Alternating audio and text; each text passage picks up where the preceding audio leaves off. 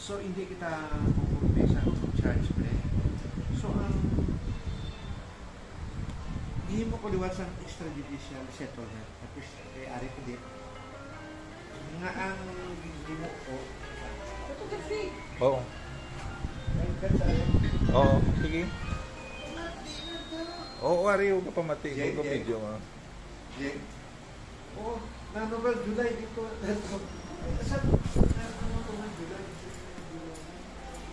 Daan. Thank you very much ha. Manyaga ta. Manyaga ta. Ipangagad ang manghod kung manyaga ta. Congratulations ha. Bigay ko nga lang tao din. Ito na mo, di July na yun. Pwede, ha? Dahil mo ko, abo gani, oo, hindi. Nag-insert na ito, ano ito gani, kung pangalan sa tao. Sa angalan sa tao yung ball. Oh, picture na, picture na.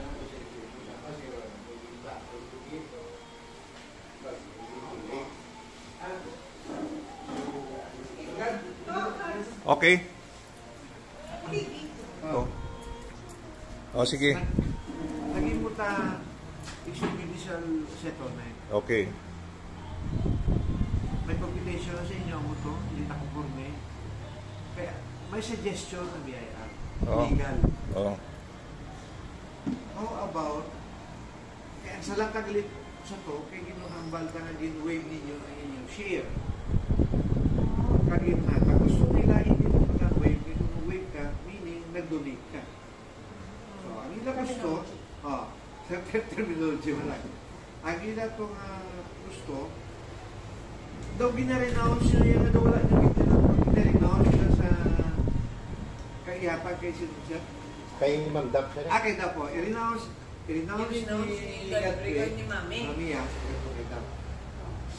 Isipin ko, walang tao ko hindi donation. Pero they don't like to use the word waiver. Waive. So, renounce, kaya meaning, hindi kang baton, hapan nyo renounce. Kaya para sa Ilaya, ang word na renounce, daw wala mo yun. Daw wala ka nakuha. Gawin po. Daw wala mo ginkuha. Hindi ko yan. Daw pwede man. Istorya. Isundon ko nasundon. Nag-iimaw ko na renounce. Para wala donors tax. Para wala na. Now, ang question, hindi naman nila pag ihatag ko ng document na kay napasulot na. Di ako na thinking, withdraw mo. Hindi may right kami yung withdraw eh. Oo. Withdraw hindi ay. Application, may withdraw ka. Kung withdraw, Mabalunta ka nag-change ang mind. nag-change mind. Tapos later on, isulat na. May salon naman. Ako na, rundong mo lang. Imun. Yung application, yung withdraw. Iya, ako ng application. Kasi ako lang hindi na ko. Hindi na kuya. Oo. So, ini, perman ka na kung wala ka magiging sa finance, basta interpret. Yung Mayo, kayo naka-comment, magandang legal. Oh, legal, since na, use, hindi ka use ang word na waiver. Renounce ang iyo. Isa lang nga word ay ano. Galing sa ano, wala ka, tapos hindi na pasunod ako nila. Sa assessment pa naman na, pasunod na lang ako, hindi din sa gusto ko iwan ko.